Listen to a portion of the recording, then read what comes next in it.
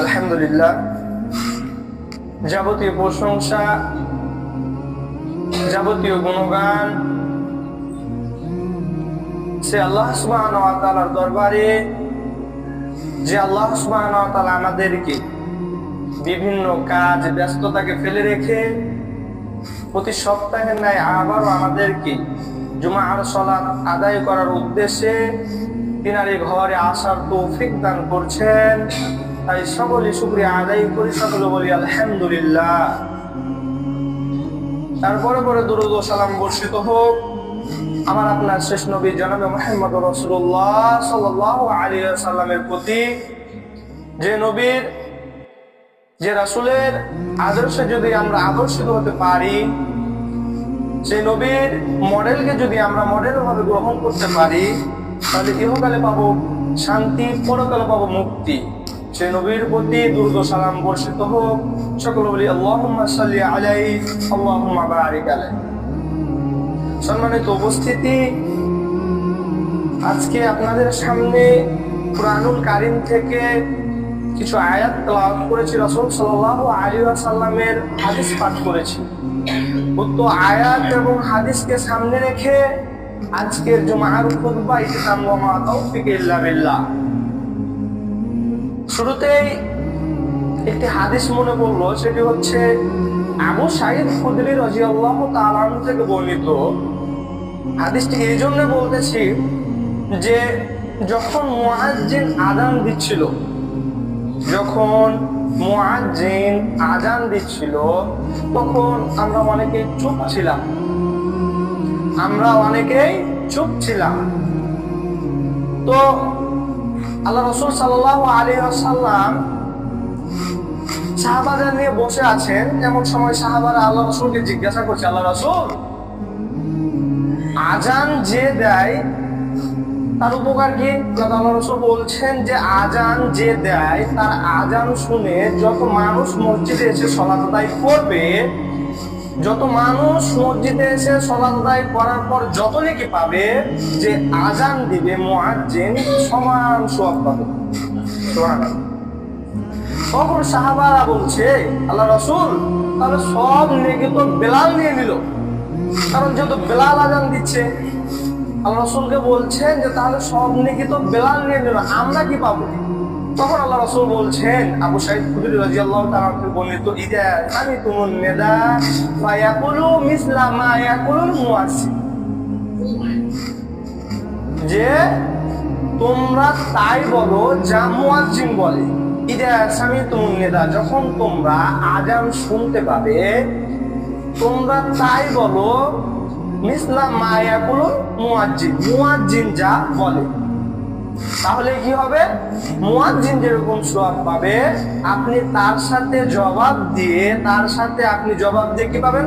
ওই মুয়াজ্জিনের সমান আপনিও নেকি পাবেন। সুবহানাল্লাহ। শুধুমাত্র পার্থক্য কোনটা করবেন মুয়াজ্জিনের সাথে? হাইয়া আলাস সালাত, হাইয়া আলাল ফালাহ। এই জায়গাটুকুতে মুয়াজ্জিনের সময় আমরা বলবো লা হাওলা ওয়ালা কুওয়াতা ইল্লা বিল্লাহ। আল্লাহ সুবহানাহু ওয়া তাআলা আমাদেরকে যাতে আমল করার তৌফিক দান করে, সকলে বলি আল্লাহুম্মা আমিন। তো আমি আপনাদের সামনে আয়াত পাঠ করলাম।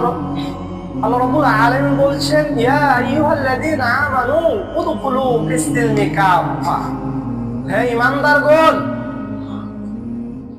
উদখুলু, তোমরা প্রবেশ করো, ফিস-সিলমি কাফা, ইসলামের ভিতরে পরিপূর্ণভাবে প্রবেশ করো। তাহলে আল্লাহ রাব্বুল আলামিন কিন্তু এখানে বললেন না যে ইয়া আইয়ুহান নাস উদখুলু ফিস-সিলমি কাফা, যে হে মানুষ সকল তোমরা ইসলামের ভিতরে পরিপূর্ণভাবে প্রবেশ করো।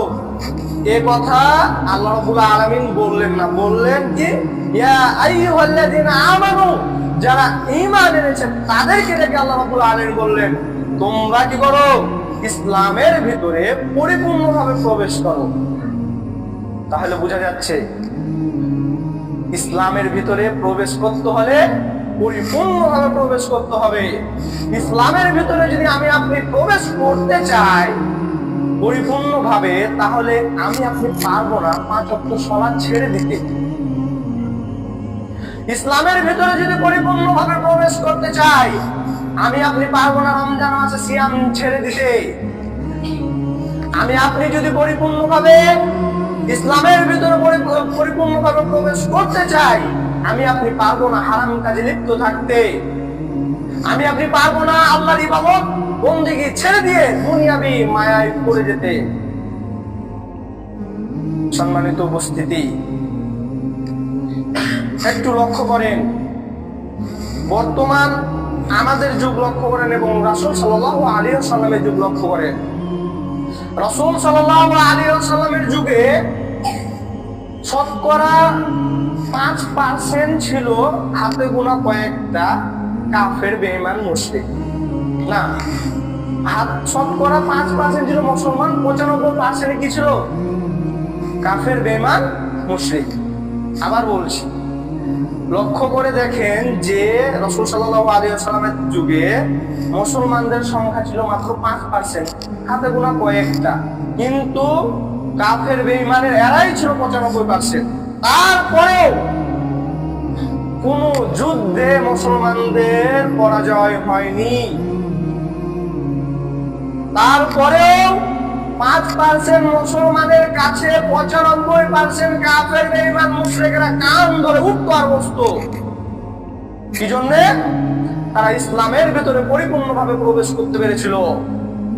তারা কুরআন এবং হাদিস অর্থাৎ রাসূল সাল্লাল্লাহু আলাইহি ওয়াসাল্লাম যা বলতো, আল্লাহ যা বলেছেন তা তারা মানতো। হালালকে হালাল, হারামকে হারাম, হ্যাঁ তো হ্যাঁ, না তো না, তারা সেইভাবে চলতো, যার কারণে আল্লাহ তাদেরকে সাহায্য করত। আর বর্তমানে এখন আমাদের বাংলাদেশে লক্ষ্য করেন, আমরা হলাম 95% মুসলমান, মাত্র 5% হাতে গোনা কয়েকটা অমুসলিম। তারপরেও তাদের কাছে আজকে আমরা কান ধরে উঠতেছি আর বসতেছি, কারণ আমি আপনি ইসলামের ভিতরে পরিপূর্ণভাবে প্রবেশ করতে পারিনি। ইসলামের ভিতরে যদি সত্যিকার অর্থে পরিপূর্ণভাবে প্রবেশ করতে পারতাম, জুমার সালাত শুধু নয়, আসরের সালাতের আযান শোনার পরেও আপনি রাস্তা দিয়ে যেতে পারতেন না, আপনি আগে মসজিদে আসতেন। আযান শোনার পরেও আপনি ঘরে বসে থাকতে পারতেন না, আযান শোনার পরেও আপনি দোকানে আড্ডা দিতে পারতেন না। আমি আপনি ইসলামের ভিতরে পরিপূর্ণভাবে প্রবেশ করতে পারিনি। ওই জন্য আল্লাহ রাব্বুল আলামিন আপনাকে আমাকে ডেকে বলছে, আমি আপনি তো আল্লাহকে বিশ্বাস করি, আমি আপনি তো আল্লাহ রাসূলের প্রতি ঈমান এনেছি, আল্লাহ রাসূলকে বিশ্বাস করি। ওই জন্যই আমাকে আপনাকে ডেকে বলছেন যে তোমরা ইসলামের ভিতরে পরিপূর্ণভাবে প্রবেশ করো। ওয়ালা তাত্তাবু খুতুওয়াতিশ শয়তান, শয়তানের অনুসরণ করিও না। ইন্না শাইতানা লাকুম আদুউম মুবিন, কেননা শয়তান তোমাদের চির শত্রু, প্রকাশ্য শত্রু। শয়তান তোমাদের প্রকাশ্য জন্মের শত্রু। সে আদম আলাইহিস সালাম থেকে কিয়ামত হওয়া পর্যন্ত তোমাদের প্রকাশ্য শত্রু হলো শয়তান। শয়তান তোমাদেরকে চেষ্টা করবে যে তোমরা প্রবৃত্তির অনুসরণ করো, মন যা চাইবে তাই করো। জিবরাইল আলাইহিস সালাম আল্লাহ রাব্বুল আলামিন যখন জান্নাত জাহান্নাম সৃষ্টি করলেন, একটু মনোযোগ সহকারে শোনেন, যখন আল্লাহ রাব্বুল আলামিন জান্নাত জাহান্নাম সৃষ্টি করলেন, তখন জিবরাইলকে উঠে বলছে, জিবরাইল তুমি জান্নাতটাকে দেখে আসো। আমি যে এত কষ্ট করে জান্নাতটাকে তৈরি করলাম, জান্নাত সৃষ্টি করলাম, তুমি জান্নাতটাকে দেখে আসো। জিবরাইল আলাইহিস সালাম জান্নাতের চারপাশটা সুন্দরভাবে ঘুরে এসে বলছে, ইয়া রাব্বি ইজ্জাতুকা, হে আল্লাহ তোমার ইজ্জতের কসম, তুমি এটা কি তৈরি করেছো? আদম সন্তান সবাই জান্নাতে যেতে চাইবে, আদম সন্তান সবাই জান্নাতে যেতে চাইবে। তখন আল্লাহ রাব্বুল আলামিন জান্নাতটাকে দুঃখ, কষ্ট, বেদনা দ্বারা ঘিরে দিলেন। তারপর আবার বললেন, জিবরাইল তুমি আবার যাও, আবার গিয়ে দেখে আসো। জিবরাইল আলাইহিস সালাম আবার গেলেন, জান্নাত থেকে চারপাশ সুন্দরভাবে ঘুরে দেখে এসে বলছে, ইয়া রাব্বি ইজ্জাতুকা, হে আল্লাহ তোমার ইজ্জতের কসম, জান্নাতে যেতে হলে যে এত দুঃখ, এত কষ্ট, এত বেদনা সহ্য করতে হবে, আদম সন্তানটা পারবে না। তারপর জিবরাইল আলাইহিস সালামকে বললেন, এবার তুমি জাহান্নামটাকে দেখে আসো। জাহান্নামের চারপাশটা ঘুরে দেখে এসে বলছে, ইয়া রাব্বি ইজ্জাতুকা, হে আল্লাহ তোমার ইজ্জতের কসম, এটা কি মানুষ থাকার জায়গা? কি তৈরি করেছো? এটা কি মানুষ থাকার জায়গা? আদম সন্তান কেউ যেতে চাইবে না জাহান্নামে। এবার জাহান্নাম থেকে আল্লাহ রাব্বুল আলামিন হাসি খেল তামাশা কুবৃত্তি দ্বারা ঘিরে দিলেন। এরপরে বললেন যাও আবার দেখে আসো। আবার জিবরাইল আলাইহিস সালাম গিয়ে দেখে আসলেন। দেখেছে, বলছে ইয়া রব্বি ইজ্জাতুকা, হে আল্লাহ তোমার ইজ্জতের কসম, আদম সন্তান 999 জনেই যাবে জাহান্নামে, একজন যাবে জান্নাতে। 1999 জনই যাবে জাহান্নামে, একজন যাবে জান্নাতে। কারণ তারা মনের বিরোধিতা করতে পারবে না। মন যেটা চাইবে সেটাই করবে। মন চাইবে সালাত ছেড়ে দিতে, তারা সালাত ছেড়ে দিবে। মন চাইবে সিয়াম ছেড়ে দিতে, তারা সিয়াম ছেড়ে দিবে। মন চাইবে তারা দোকানে বসে আড্ডা দিতে, দোকানে বসে থাকবে। মনের বিরোধিতা করতে পারবে না। যার কারণে 999 জনেই যাবে জাহান্নামে, একজন শুধুমাত্র যাবে জান্নাতে। তার মানে জান্নাতে যাওয়া খুবই সহজ। মন মতন চলবেন, জান্নাতে যাবে, জাহান্নামে যাবে। কিন্তু জান্নাতে যেতে হলে মনের বিরোধিতা করতে হবে। মন চাচ্ছে আপনার সালাত ছেড়ে দিতে, আপনাকে মনের বিরোধিতা করে এসে সালাত আদায় করতে হবে। আপনি করতে বাধ্য। মনের বিরোধিতা আপনাকে আমাকে করতে হবে। তাহলেই মনের বিরোধিতা যখনই করতে পারবো, তখনই আমাদের জন্য জান্নাত সহজ হয়ে যাবে। আর আল্লাহ রাব্বুল আলামিন চান না কখনো বান্দা জাহান্নামে যায়। আল্লাহ কখনো চান না যে বান্দা জাহান্নামে যাক। জাহান্নাম আল্লাহ কয়টা সৃষ্টি করেছেন? 8টা। জাহান্নাম কয়টি? 8টি। না, জাহান্নাম 7টি আর জান্নাত 8টি। জাহান্নাম 7টি, জান্নাত 8টি। কি জন্য? যাতে বান্দা জান্নাতে যেতে পারে। জাহান্নামে যেদিন কিয়ামতের দিন সব হিসাব নিকাশ শেষ, এরপর জাহান্নামকে আল্লাহ জিজ্ঞাসা করবে আর কি কিছু লাগবে? জাহান্নাম তুমি কি পরিপূর্ণ হয়েছো? জাহান্নাম বলবে আর কি কিছু আছে? থাকলে দেন। তখন আল্লাহ রাব্বুল আলামিন তার টাকা তার বাবা কি করবে? জাহান্নামে দিয়ে দিবেন। তখন জাহান্নাম চিৎকার করতে থাকবে, বাস বাস হয়েছে, আর লাগবে না। তাহলে বোঝা যাচ্ছে জাহান্নাম আল্লাহ মানুষ দিয়ে পরিপূর্ণ করবেন না। জাহান্নাম আল্লাহ মানুষ দিয়ে পরিপূর্ণ করবেন না, কিন্তু জান্নাত আল্লাহ মানুষ দিয়েই পরিপূর্ণ করবেন। সম্মানিত উপস্থিতি, তাই আমাকে আপনাকে কুরআন এবং আল্লাহ রাসূল সাল্লাল্লাহু আলাইহি ওয়াসাল্লামের হাদিস যা বলে তা আমাদেরকে মেনে নিতেই হবে। আমাদেরকে আল্লাহ রাব্বুল আলামিন তাগিদ দিয়েছেন, ইয়া আইয়ুহাল্লাযীনা আমানু উদখুলু ফিস-সিলমি কাফা, তোমরা ইসলামের ভিতরে পরিপূর্ণভাবে প্রবেশ করো। একটা ছাড়বো আরেকটা করবো এমন না। যেটা আদেশ দিয়েছেন সেটাকে মেনে নিতে হবে। যেটা আদেশ দিয়েছে সেটাকে আমাকে আপনাকে মেনে নিতে হবে। সম্মানিত উপস্থিতি, যদি আমি আপনি সালাত ছেড়ে দিই, সালাত যদি আমি আপনি ছেড়ে দিই, তাহলে আমি আপনি কত বড় পাপী একবার ভেবে দেখুন তো।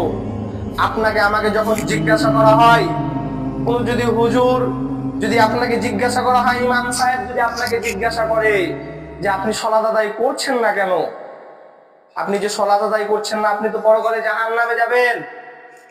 আপনার আমার অনেকেরই একটা কমন যেটা উত্তর, সেটা হচ্ছে যে সালাত আদায় না করলে কি হবে, ঈমানটা ঠিক আছে। এই উত্তর কিন্তু অনেকের কাছ থেকে পায়, ঈমান ঠিক থাকলে হবে। কারণ আমরা জানি যে কেউ যদি ঈমান আনে তাহলে কি করবে, সে জান্নাতে যাবেই, এই যে আমরা জেনে আছি। কিন্তু দেখেন, আপনি যে এত বড়াই করে এত কঠোরতার সাথে বলতে পারছেন যে সালাত না আদায় করলে কি হবে, ঈমান ঠিক থাকলেই তো হবে, তাহলে আপনি একটু আল্লাহ রাসূলের হাদিসের দিকে লক্ষ্য করেন তো। আল্লাহ রাসূল কি বলছেন? লা ঈমান লিমান লা সালাতা লাহু, লা দীন লিমান লা সালাতা লাহু, লা ইসলাম লিমান লা সালাতা লাহু, লা হাযযা ফিল ইসলাম লিমান লা সালাতা লাহু। ওই ব্যক্তির কোনো ঈমান নাই যার ভিতরে সালাত নাই, ওই ব্যক্তির কোনো দ্বীন নাই যার ভিতরে সালাত নাই। ওই ব্যক্তির কোনো ইসলাম নাই যার ভিতরে সলাৎ নাই, ও ইসলামের কোনো সাহায্য পাবে না যার ভিতরে সলাৎ নাই। তাহলে আপনার যে উত্তর, সেই উত্তর কোথায় গেল? আল্লাহ রাসূল তো বলে দিলেন যে আপনার ভিতরে ঈমান নাই, আমার ভিতরে ঈমান নাই যদি আমার আপনার ভিতরে সালাত না থাকে। যদি আমার ঈমান না থাকে, দ্বীন না থাকে, ইসলাম না থাকে, আমি ইসলামের কোনো সাহায্য না পাই, তাহলে আমি আপনি বেঁচে থাকার মানে কি? দ্বীন নাই, ধর্ম নাই, ইসলাম নাই, কোনো কিছুই যদি না থাকে তাহলে বেঁচে থাকার মানে কি? আর আপনি বড়াই করে উত্তর দিচ্ছেন যে আমার ঈমান ঠিক থাকলে হলো। সম্মানিত উপস্থিতি, তাই যে কোনো মূল্যেই আপনাকে সালাত আদায় করতেই হবে। যে কোনো মূল্যেই আপনাকে সালাত আদায় করতে হবে। কারণ কিয়ামতের দিন যখন সূর্যটা মাথার উপরে আসবে, সেই দিন আপনাকে সর্বপ্রথম যে জিজ্ঞাসা করা হবে তা হচ্ছে সালাত। আউয়ালু মা ইউহাসাবু বিহিল আবদু ইয়াওমাল কিয়ামাতিস সালাত। কিয়ামতের দিন সর্বপ্রথমে আপনাকে সালাতের হিসাব নিবে, অন্য হিসাব পরে। আগে সালাত আদায় করেছেন কিনা সেই হিসাব আগে। আপনি যদি প্রথমে যদি আটকে যান তাহলে পরবর্তী কিভাবে আগাবে? সম্মানিত উপস্থিতি, তাই আমাদেরকে কোরআন যেটা হ্যাঁ বলছে সেটাকে মেনে নিতে হবে, এবং হাদিস, কোরআন এবং হাদিস দুইটাকে মানতে হবে। কোন একটাকে মানলে আপনি পরিপূর্ণভাবে বুঝতে পারবেন না। কোরআন এবং সুন্নাহ। অনেকেই বলে যে অমুক দল পাস করলে কোরআনের আইন চালু করা হবে সংসদে, কিন্তু শুধুমাত্র কোরআনের আইন চালু করলে হবে না, কোরআন এবং হাদিস দুইটার আইন চালু করতে হবে। কি জন্য? কোরআনের আইন যারা মেনে নিয়েছে, শুধুমাত্র কোরআনকে যারা মেনে নিয়েছে, যারা আহলে কোরআন হয়েছে, তারা অধিকাংশ কাদিয়ানির কাতারে গেছে। কি জন্য? তারা রাসূলের হাদিসকে বিশ্বাস করে না। তাহলে আপনাকে আমাকে কোরআন এবং হাদিস দুইটাকেই মানতে হবে। আহলে কোরআন হলে হবে না, কোরআন এবং হাদিস এই দুইটাকে মানতে হবে। আল্লাহ রাসূল বলছেন যে এমন এক সময় আসবে, এমন এক সময় আসবে কিয়ামতের আগে নিজের ঈমানটাকে ধরে রাখা এত কষ্ট হবে। জ্বলন্ত কয়লা যদি হাতের মুঠে দেওয়া হয়, হাতের মুষ্টিতে দেওয়া হয়, এভাবে আপনি জ্বলন্ত কয়লা ধরতে পারবেন, কিন্তু আপনার ঈমানটাকে ধরে রাখতে পারবেন না। এমন এক সময় আসবে, সেই সময় বাঁচতে পারবো আমি আপনি যদি কোরআন এবং সুন্নাহকে আমি আপনি আঁকড়ে ধরি। কোরআন এবং সুন্নাহকে আঁকড়ে ধরতে হলে আপনাকে কি করতে হবে? কোরআন সুন্নাহর জ্ঞান আপনার ভিতরে থাকতে হবে। আজকে আপনাকে যদি জিজ্ঞাসা করা হয়, সালাত কয় ওয়াক্ত, আপনি বলতে পারছেন না। আপনাকে যদি বলা হয় সালাত কয় ওয়াক্ত ফরজ করা হয়েছে, কয় ওয়াক্ত সুন্নাত, আপনি বলতে পারছেন না। আপনি বলে দিচ্ছেন যে ইমাম সাহেব জানে। কিন্তু এই প্রশ্ন তো তাদের থাকা, এই প্রশ্নের উত্তর তো তাদের থাকা উচিত যারা মুসলমান না। কেননা আপনি একটু লক্ষ্য করবেন, যারা হিন্দু আছে, হিন্দুদেরকে গিয়ে জিজ্ঞাসা করবেন, সাধারণ হিন্দুকে, যে আপনারা যে এই নিয়মটা করছেন, তো এই নিয়মটা কোথায় পেলেন? তখন তারা উত্তর দেয়, এই নিয়মটা আমাদের পণ্ডিত জানে, আমাদের পুরোহিত জানে। এই তাদের কি স্বাধীনতা নাই এই সম্পর্কে জানা? তাদের স্বাধীনতা নাই। কিন্তু ইসলাম তো আপনাকে স্বাধীনতা দিয়েছে, ইসলাম আপনাকে স্বাধীনতা দিয়েছে। আপনাকে জানতে হবে দ্বীনের জ্ঞান। প্রত্যেকটা মুসলমান নারীর উপর দ্বীনি ইলম অর্জন করা ফরজ করে দিয়েছেন। আপনি দুনিয়াতে বেঁচে যেতে পারছেন আমার সামনে থেকে, আপনি দুনিয়াতে এই প্রশ্নের উত্তর দিয়ে বেঁচে যেতে পারছেন ইমাম সাহেবের সামনে থেকে, কিন্তু কাল কিয়ামতের দিন যখন আপনাকে ধরা হবে, আপনি যদি বলেন যে আমার জানা নাই, হুজুর আমাকে কোনোদিন বলেনি, তাহলে জেনে রাখেন সেই দিন আপনার খুব হতভাগা হয়ে পড়বেন, সেই দিন আপনার কপালে খুব খারাপ আছে। কি জন্য? আপনাকে আল্লাহ রাসূল বলে গেছেন দ্বীনের জ্ঞান আপনাকে অর্জন করতে হবে, এটা ফরজ, এটা আপনার ফরজ। এই স্বাধীনতা আপনাকে দিয়েছে, আপনাকে জানতে হবে সালাত কয় ওয়াক্ত, সিয়াম ভাঙার কারণ কি, এ সম্পর্কে আপনাকে ধারণা রাখতে হবে।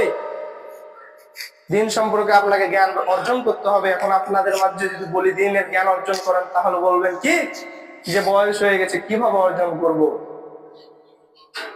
তাহলে আপনাকে বলি, নিজে যেহেতু পারেনি, নিজে আলেম হন, পারেনি, সন্তানদের আলেম করুন, সন্তানদের আলেম বানান, সন্তানদেরকে দিনের জ্ঞান দেন। ওই সন্তানটাই আপনাকে কাল কিয়ামতের দিন পার করবে। আর আজকে আপনাকে বলা হচ্ছে আপনার সন্তানরা সলাত আদায় করছে না কেন? না তো ফজরের সময় যদি তাকে ডাক দিই, শীতের সময় ঠান্ডা পানি দিয়ে উজু করবে, আমার খুব কষ্ট হবে, সন্তান কষ্ট পাবে, আমারও খুব কষ্ট লাগবে, তার জন্য কি সন্তানকে আমি ফজরের সময় ডাক দিই না। কিন্তু জেনে রাখেন, কিয়ামতের দিন যখন আপনার ওই সন্তানকে বলা হবে যে তুমি জাহান্নামে যাও, তখন আপনার ওই সন্তান আল্লাহকে বলবে, আল্লাহ জাহান্নামে তো যাব, তার আগে আমার একটা আরজি আছে। তখন আল্লাহ বলবেন যে তোমার আরজি কি তুমি পেশ করো। তখন ওই সন্তান আল্লাহর সামনে এই আরজি পেশ করবে যে আল্লাহ, আমার পিতা আমাকে কোনদিন সলাতের কথা বলেনি, আমার পিতা কোনদিন সলাতের জন্য আমাকে ডাক দেয়নি। যদি আজকে আমাকে জাহান্নামে যেতে হয়, যদি আজকে আমাকে জাহান্নামে যেতে হয়, তাহলে আমি আপনার বাবার বুকের ওপর দিয়ে জাহান্নামে যাব। এর চাইতে দুঃখ, এর চাইতে হতভাগা আর কি হতে পারে? যার জন্য আপনি এত কষ্ট করে রুজি রোজগার কামাই করছেন, যার কষ্টকে ভেবে আপনি তাকে সলাতে ডাক দিলেন না ফজরের সময়, সেই সন্তানই যদি আপনার বুকের উপর পা দিয়ে জাহান্নামে যেতে চাই, তাহলে এর চাইতে হতভাগা আর কে আছে? এর চাইতে হতভাগা আর কে আছে? আজকে আপনি মৃত্যুবরণ করবেন, সলাত আদায় করতে এসেছেন, সলাতের নেকি পাবেন। এখান থেকে বের হওয়ার পর যদি মৃত্যুবরণ করেন, আপনার সলাতের যে একটা আমল, যে প্রতিদিন যে আপনি সলাত আদায় করতেন, এর যে একটা নেকি আপনি পেতেন, এই নেকিটাকে কেটে দেওয়া হবে। যখন আদম সন্তান মৃত্যুবরণ করে, তখন তার আমলের দরজাটাকে কেটে দেওয়া হয়, মানে কোনো আমল আর তার যাবে না, যা করেছে মৃত্যুর আগ পর্যন্ত সেটাই। তবে সালাসা কয়টি? তিনটি। কয়টি আমল চালু থাকে? তিনটি। এক, নেক সন্তান, নেক সন্তান, ভালো সন্তান। সন্তানটাকে আলেম বানাতে হবে এমনটা না, নেক সন্তান রেখে যান, ভালো সন্তান রাখেন, যা আপনি মৃত্যুবরণ করলে আপনার মৃত্যুর পরে যাতে আপনার সন্তানটা আপনার জন্য দোয়া করতে পারে, দোয়া করে, এইরকম সন্তান আপনি রেখে যদি যেতে পারেন, তাহলে এই সন্তান যদি আপনার জন্য দোয়া করে, এই দোয়াটা আপনার কবরে যেতে থাকবে। আর আরেকটা হচ্ছে সদকাতুল জারিয়া। সদকাতুল জারিয়া হচ্ছে স্থায়ী দান। এই মসজিদটা আজকে দাঁড়িয়ে আছে, যদি আজকে ওয়ালটা না থাকতো, মাথার উপরে যদি এই চাটাই না থাকতো, তাহলে এখানে আমরা যে আরামে সলাত আদায় করছি, এর আরামে হয়তো বা সলাত আদায় করতে পারতাম না। এই ওয়ালের কারণে, এই চাটাইয়ের কারণে, নিচে এই যে কার্পেট আছে, এর কারণে আমরা আরামে সলাত আদায় করতে পারছি। তাহলে যেহেতু আমরা ইবাদত করছি এবং এদের সাহায্য নিচ্ছে, তার মানে যারা এই কাজটা করেছে, আমি সলাত আদায় করে যেরকম সওয়াব পাবো, যারা এই কাজটা করেছে সেই সমান সওয়াব পাবে। যতদিন থাকবে ওয়াল, যতদিন এই ওয়াল থাকবে, আর যতদিন মানুষ এখানে নামাজ আদায় করবে, সলাত আদায় করবে, ততদিন পর্যন্ত যদি আপনি, অনেকেই তো আছে যারা এখানে দান করেছে, তারা কবরে শায়িত আছে, তারা কি পাচ্ছে? কবরে এর সওয়াব পেতে যাচ্ছে। তাহলে এমন দান করেন যে দান স্থায়ী দান, সদকাতুল জারিয়া। আরেকটি হচ্ছে উপকারী জ্ঞান, অর্থাৎ মানুষকে ভালো কথা বলেন, সলাতের কথা বলেন, একদিন বলেন, 2 দিন 3 দিন, যদি আপনার কথা মতো সে সলাত আদায় করা চালু করে দেয়, ও যতদিন সলাত আদায় করে যা নেকি করবে, আপনি বলার কারণে তাই নেকি পাবেন। এই যে 3 টাকা, মরার মানুষ মরে গেলে এই 3টা আমল শুধুমাত্র কি থাকে? চালু থাকে, বাকি আর কোনো আমল চালু থাকে না। আপনার পিতা মারা গেছে, আপনার আত্মীয় স্বজন মারা গেছে, আপনার পিতা মারা গেছে ধরেন, আপনি কি করতে পারেন তার জন্য? মৃত্যু ব্যক্তির জন্য দুইটা কাজ করতে পারি আমরা। মৃত্যু ব্যক্তির জন্য আমরা দুইটা কাজ করতে পারি। এক, মুখে দোয়া, মুখে আপনি দোয়া করবেন তার জন্য। দুই, তার নামে দান সদকা করেন। এই দুইটা কাজ ব্যতীত আমাদের সমাজে যা কথা চালু রয়েছে, যে নিয়ম চালু আছে, এই নিয়মে মৃত্যু ব্যক্তির দুই আনাও কি হবে না, উপকার হবে না। মৃত্যু ব্যক্তির জন্য এই দুইটাই কাজ। আপনি আপনি সন্তান, আপনার পিতা মারা গেছে, আপনার সন্তান মারা গেছে, আপনি পিতা, মুখে তার জন্য দোয়া করুন, আল্লাহ তাকে মাফ করেন, তার গুনাহ খাতা মাফ করেন, আল্লাহ তাকে জান্নাত দেন। এই যে আপনি মুখে দোয়া করবেন, এটাই আল্লাহর কাছে কবুল হবে। এটাই মৃত্যু ব্যক্তির জন্য কবরের আযাব মাফ করার কারণ হবে। দুই, তার নামে দান করবেন, তার নামে দান করবেন। এটাই হবে কাল কিয়ামতে আপনার পিতার বা আপনার সন্তানের কবরের আযাব মাফ হওয়ার কারণ।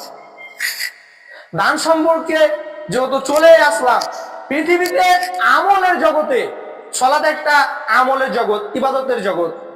সালাত একটা ইবাদতের জগৎ, সিয়াম একটা ইবাদতের জগৎ, হজ একটা, মানে বিভিন্ন বিভিন্ন ইবাদত রয়েছে। তো ইবাদতের জগতে সবচাইতে পাওয়ারফুল ইবাদত হচ্ছে দান।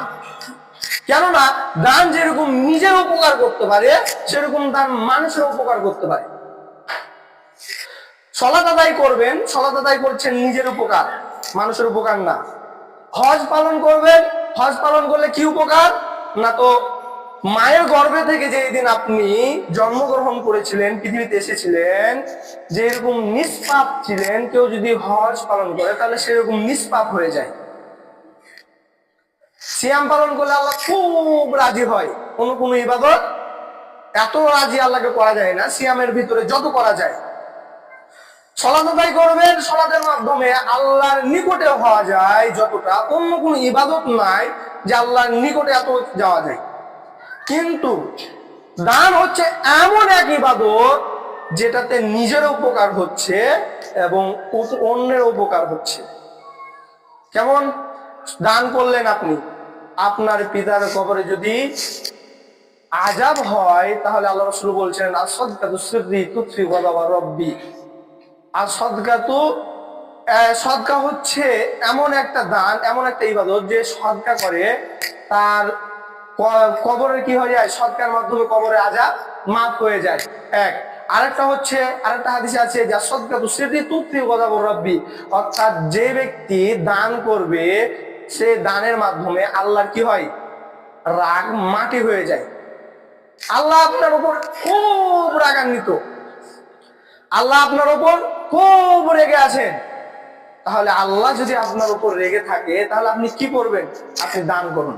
দান করলে আল্লাহর রাগ মাটি হয়ে যায়, পানি হয়ে যায়। যেরকম জ্বলন্ত আগুনে পানি ঢেলে দিলে আগুন যেরকম ঠান্ডা হয়ে যায়, আপনি যদি দান করেন তাহলে আল্লাহর রাগ মাটি হয়ে যায়, ওইরকম ভাবে ঠান্ডা হয়ে যায়।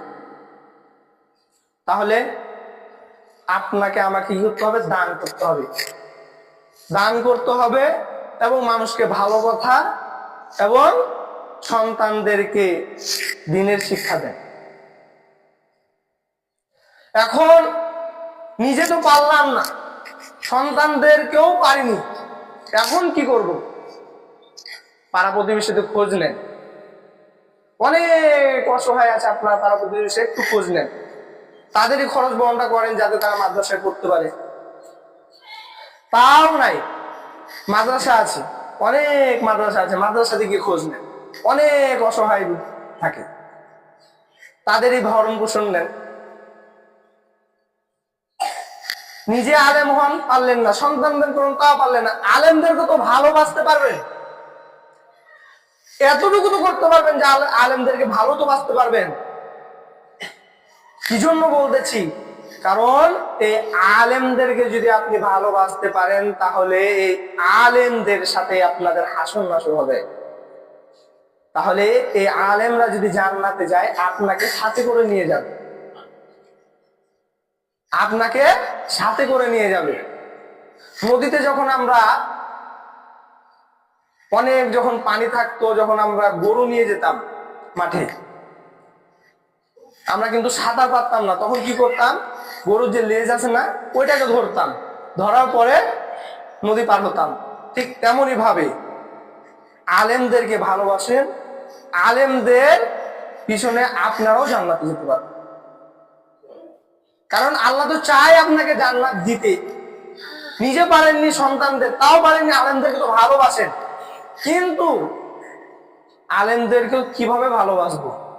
আলেমদের যে একটা কথা যদি আমার মনে আঘাত করে, তাহলে আলেমটার বিরুদ্ধে দাঁড়াতে আমি দ্বিতীয়বার ভাবি না। আলেম কখনো চায় না আপনার খারাপ হোক, ইমাম সাহেব, খতিব সাহেব কখনো চায় না আপনার খারাপ হোক। ছোট্ট সন্তান দেখবেন কিছুই বুঝে না, মা রান্না করতেছে, তো ছোট্ট সন্তান আগুন দেখতেছে লাল, ফট করে আগুনটা ধরতে যায়, কিন্তু মা কি করে হাতটা ফট করে ধরে ফেলে, সন্তানটা কান্না করতে থাকে। পুকুরে দেখবেন মাছ যখন সাঁতার কাটে, ওই সন্তানটা দেখবেন মাছের সাথে খেলা করার জন্য পুকুরে ঝাঁপ দিতে যায়, কিন্তু মা ফট করে হাতটা ধরে ফেলে। কি জন্যে? মা জানে আগুনে হাত দিলে সন্তানটার ক্ষতি হবে, কিন্তু সন্তান তো বুঝতেছে না, সন্তানটা কি করতেছে, কান্না করতেছে। মা জানে যে পুকুরে নামলে সন্তানটা আমার দুর্ঘটনা করতে পারে, সন্তান আমার সাঁতার কাটতে জানে না, কিন্তু সন্তান তো বুঝে না, সন্তান কান্না করতে থাকে, ওই জন্য মা খপ করে হাতটা ধরে ফেলে। ঠিক তেমনি ভাবে আলেমরা জানে আপনারা কোন কাজ করলে জান্নাতে যেতে পারবেন, কোন কাজ করলে আপনারা জাহান্নামে যাবেন, ওই জন্যই আপনাকে আলেম হয়তো দুইটা কড়া কথা বলে। তাই বলে আপনি আলেমদের বিরোধিতা করবেন, এটা ঠিক না। কেননা আপনি যদি জ্ঞান অর্জন করে বিদ্যা সাগর হয়ে যান, তারপরও আপনাকে উত্তম ব্যক্তি বলা হয়নি। খয়রুকুম মান তাআল্লামাল কুরআন ওয়া আল্লামা, যে ব্যক্তি নিজে কোরআন শিক্ষা করেছে এবং অপরকে কোরআন শিক্ষা দিচ্ছে, ওই ব্যক্তিটা হচ্ছে পৃথিবীর সবচেয়ে উত্তম ব্যক্তি। যেখানে আল্লাহ রাসূল নিজে বলছেন এই কথা, সেখানে আপনি ওই ব্যক্তির বিরোধিতা করছেন, তাহলে আমি আপনি কিভাবে জান্নাত যাব? তাহলে আমাকে আপনাকে প্রথমত ইসলামের ভিতরে পরিপূর্ণভাবে প্রবেশ করতে হবে। আমাকে সালাত আদায় করতে হবে, সিয়াম পালন করতে হবে, যাকাত দিতে হবে, হজ পালনের সামর্থ্য থাকলে হজ পালন করতে হবে। এক কথায় কোরআন এবং হাদিস যা হ্যাঁ তা মেনে নিতে হবে, যা না তাও মেনে নিতে হবে। আদেশ মানতে হবে, নিষেধকে মেনে নিতে হবে, দুইটাকে মানতে হবে। যেটা নিষেধ করেছেন সেটা ছেড়ে দেন, যেটাকে আদেশ করেছেন সেটাকে আঁকড়ে ধরেন। আর জান্নাতে যাওয়ার জন্য যদি আপনি কবরে শুয়ে শুয়ে যদি আপনি নেকি পেতে চান, তাহলে আপনি এই তিনটা কাজ করুন। সন্তানদেরকে দ্বীনের শিক্ষা দেন, সন্তানদেরকে আলেম বানান, তারপর সাদকাতুল জারিয়া করেন, তারপর মানুষকে ভালো উপদেশ দেন, খারাপ উপদেশ কখনো দিবেন না, মানুষদেরকে ভালোই উপদেশ দেন। দান করতে পারছেন না, সামর্থ্য নাই যে আজকে আমি দান করব, কি করবেন? মানুষকে ভালো কথা বলেন। ভালো কথাটাও একটা কি সাদকাতুল জারিয়ার সমান কি সওয়াব।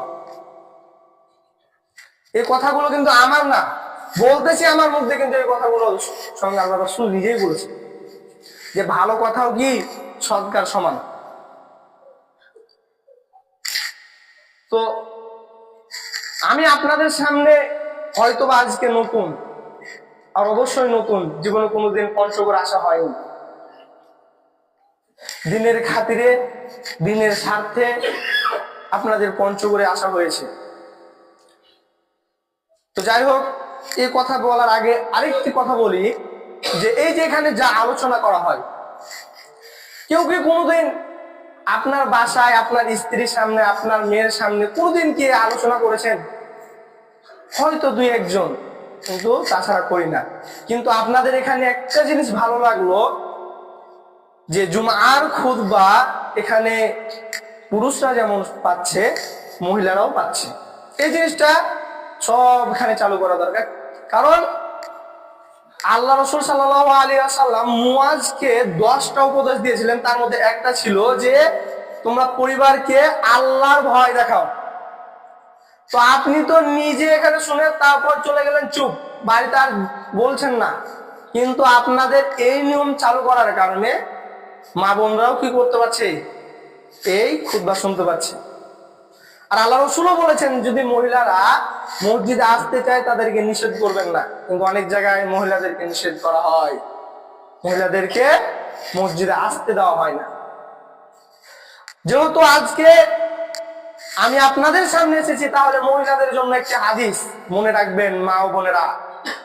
4টি কাজ করবেন, আল্লাহ আপনার জন্য জান্নাতের 8টা দরজা খুলে রাখবে। 4টি কাজ করবেন, আল্লাহ আপনার জন্য 8টি জান্নাত খুলে রাখবে। 1, সালাত খামসা, 5 ওয়াক্ত সালাত আদায় করবেন, জান্নাত আপনার জন্য খোলা। শাহর রমাদান, রমজান মাসে সিয়াম পালন করবেন, জান্নাত আপনার জন্য খোলা। ওয়াতাত বালাহা, স্বামীর ইতাআত করবেন, স্বামীর অনুগত করবেন, জান্নাত আপনার জন্য খোলা। ওয়াহসানাত ফারজাহা, লজ্জাস্থানের হেফাজত করবেন, জান্নাত আপনার জন্য খোলা। যারা সালাত আদায় করেন তাদের জন্য বিষয়টা সহজ হয়ে গেল। যারা রমজান মাসে সিয়াম পালন করেন তাদের জন্য আরো সহজ হয়ে গেল। যারা স্বামীকে মানেন তাদের জন্য সহজ হলো, যারা লজ্জাস্থানের হেফাজত করেন তাদের জন্য সহজ হয়ে গেল। 4টি কাজ করবেন, জান্নাত আপনাদের জন্য খুলে, কথা মুহাম্মদ সাল্লাল্লাহু আলাইহি ওয়াসাল্লাম বলছেন। স্বামীর ইতাআত আপনাকে করতে হবে, স্বামীর অনুগত আপনাকে করতে হবে, তিতা লাগলেও মিঠা লাগলেও আপনাকে মানতেই হবে। স্বামীর অনুমতি ছাড়া কোনো কাজ করতে পারবেন না, আপনি নফল সিয়ামও পালন করতে পারবেন না স্বামীর অনুমতি ছাড়া। তাই আপনাদের জন্যই এই হাদিস, আল্লাহ রাসূল বলছেন যে এই 4টি কাজ করলে জান্নাতের 8টা দরজায় আপনার খোলা, যে কোনো দরজা দিয়ে আপনি প্রবেশ করতে পারবেন। আপনি যে কোনো দরজা দিয়ে প্রবেশ করতে পারবেন, আপনি শুধুমাত্র এই 4টি কাজ করেন। তো যেটা বলতেছিলাম যে পঞ্চগড়ে কোনোদিন আসা হয়নি, দিনের খাতিরে আজকে আসা হয়েছে। আপনাদেরই প্রাণের প্রতিষ্ঠান ব্যাংহারি দারুস সালাম কওমি মাদ্রাসার পক্ষ থেকেই আজকে আমি এখানে আপনাদের সামনে উপস্থিত। আমি এখানে নতুন, কিন্তু আপনাদের মাদ্রাসা আছেই। আমি হয়তো চলে যাব, অন্য শিক্ষক আসবে, কিন্তু আপনাদের মাদ্রাসা এখানেই থাকবে, আপনাদেরই মাদ্রাসা। তাহলে আপনার উচিত এই মাদ্রাসাটাকে সামনে কিভাবে এগিয়ে নেওয়া যায় আপনি সেই দিকে লক্ষ্য রাখবেন। কারণ এই যে কওমি মাদ্রাসাগুলো, এগুলো কিন্তু সরকারি কোনো অনুদান পায় না, এগুলো আপনার দানের মাধ্যমে মাদ্রাসা চলে। আপনি দান করলেই এই মাদ্রাসাগুলোর শিক্ষক বেতন পায়, আপনি দান না করলে ওই শিক্ষক কোথা থেকে বেতন পাবে? আপনারা সহযোগিতা করেন বিধায় এইসব মাদ্রাসা এত আগায়। আপনি দান না করলে এই মাদ্রাসা কিভাবে আগাবে?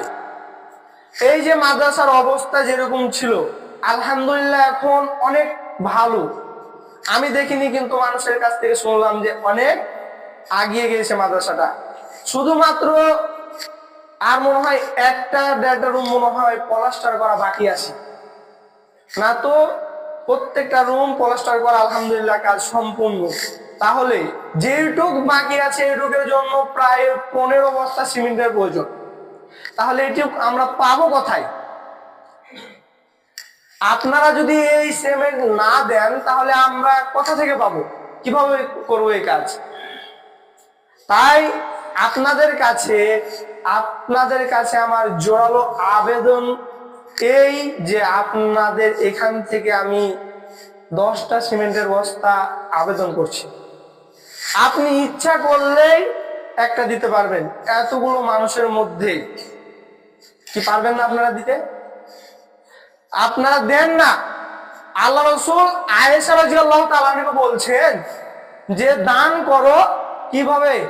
তোমরা দান করো বেহিসাব ভাবে, মানে হিসাব করবে না দান কিভাবে করবে, আল্লাহ আপনাকে বেহিসাব লিখে দিবেন। এক কথায় দান করবেন বেহিসাব ভাবে, কোনো হিসাব করবেন না, যা আছে দেন। তো আপনাদের কাছে আপনাদেরই মাদ্রাসার পক্ষ থেকে আমি এসেছি। মাদ্রাসা কিন্তু আমার না, আজ আছি কাল আমি চলে যেতে পারি, ঠিক নাই, কিন্তু আপনার মাদ্রাসা এখানে থাকবে। আপনি সিমেন্ট দেবেন, ওই সিমেন্ট দিয়ে প্লাস্টার করা হবে। ওইখানে বাচ্চারা কি করবে? লেখাপড়া করবে, দিনের জ্ঞান অর্জন করবে।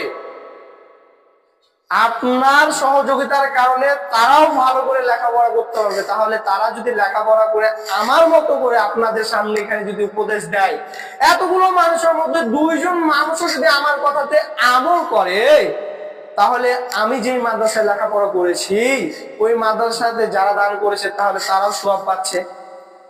ঠিক সেরকম ভাবে আপনি যদি এখানে দান করেন, এখান থেকে ইনশাল্লাহ আগামীতে চেষ্টা আছে আমার মতো করে এখানে আপনার সন্তান এসে ইনশাল্লাহ বক্তব্য দিবে। আপনারা কি চান না যে আপনার সন্তানরা এখানে এসে আমার মতো করে আপনাদের সামনে বক্তব্য দিক? অনেকেই চাই। যখন আমরা গ্রামে গিয়ে, যখন আমি নিজের গ্রামে যখন খুতবা দিতাম, বাবা কান্না করতে থাকতো, কান্না করে দিত। যা আগে দেখতাম যে অনেক আলেম ওলামা বক্তব্য দেয়, আমি শুনতাম, আজকে আমার সন্তানই এখানে বক্তব্য দিচ্ছে, বাবা কান্না করে। অনেকেরই পিতা কান্না করে। ঠিক সেরকম ভাবে নামাজের পরে আমরা এখানে আছি, যে আমাদের শিক্ষক আছেন আব্দুর রহমান স্যার, কিন্তু আগের। যাই হোক, চেক আছে, আপনারা চেকে আমি আপনাদের কাছ থেকে 10টা বস্তা সিমেন্টের আবদার করছি। বাবার নামে হোক, মায়ের নামে হোক, নিজের নামে হোক, সন্তানের নামে হোক। সন্তান আপনার কথা শুনে না, তার নামে আল্লাহর কাছে দান করুন। কি জন্যে আপনি দান করবেন এবং বিচার কাউকে দিয়ে লাভ হবে না, স্বয়ং আল্লাহকে দেন যে আল্লাহ আমি তো এই সন্তান চাইনি, আমি এমন সন্তান চাইনি যে সন্তান আমার কি করবে না, কথা শুনবে না। আপনি আল্লাহর কাছেই বিচার দেন। তাই আসুন, আল্লাহ সুবহানাহু ওয়া তাআলা যেন আমাদেরকে যে কথা বললাম, আল্লাহ যাতে তার প্রতি আমল করার তৌফিক দান করে। সকল বলি আল্লাহুম্মা আমিন। আল্লাহ রাব্বুল আলামিন যাতে আমাদেরকে ভালো আমল করে কুরআন এবং সুন্নাহর মতে চলে জীবন যাপন করার তৌফিক দান করে। সকল বলি আল্লাহুম্মা আমিন। বারাকাল্লাহু লানা ওয়া লাকুম ফি কুরআন।